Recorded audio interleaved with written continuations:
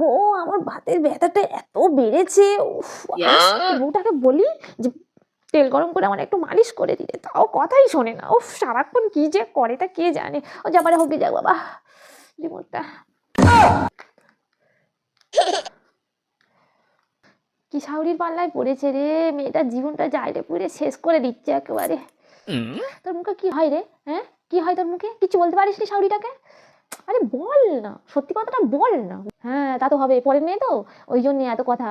ও নিজের ঘরে মেয়ে হোক না, কি করে এত কথা বলে শুনবো, দেখবো। আরে মেয়ে ছেলে হয়েছে, কোনো কথাই উত্তর দিতে জানে না।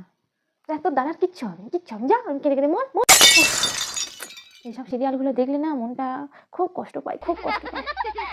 ও বাবা রে, ও এই বউটা কোথায় গেল রে? কখন থেকে ডেকে ডেকে মরে যাচ্ছি আমি। এক কাপ চা খাওয়া।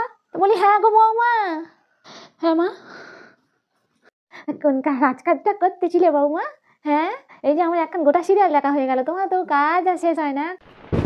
কতবার করে বলেছি যে ও বৌমা, আমার পায়ে বাতের ব্যথাটা বড্ড বেড়েছে, একটু গরম তেল করে মালিশ করে দাও। একটু ইচ্ছে করে এক কাপ চা খাওয়ার জন্য কখন থেকে হেঁটে মরে যাচ্ছি, তবু তোমার কথা কানে ঢোকে না। মানে বাবার জন্য টিফিনটা বানাচ্ছিলাম তো, ওই জন্য এখনো চাটা করে উঠতে পারিনি।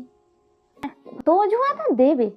হ্যাঁ, তোমার বাবা কি এই শিখে পাঠিয়েছে আমার বাড়ি অজুহাত দেওয়ার জন্যে? হ্যাঁ, কত কাজ করো সংসারে, না আছে গরু, না আছে ছাগল, না আছে হাঁস, না আছে মুরগি, এই তো শুধু সংসারে দুটো চারটে কাজ, তার সাথে সাথে তোমার সারাদিন কেটে যাচ্ছে। হ্যাঁ, একটু সরু সারি যে সেবা করতে হয়, সাহসটা তোমার নেই। সত্যি, তোমার বাবা তোমার কিচ্ছু শিখে পাঠায়নি। আর যাও, চোখের সামনে থেকে যাও তো, যাও, তাড়াতাড়ি চাটা করে নিলো।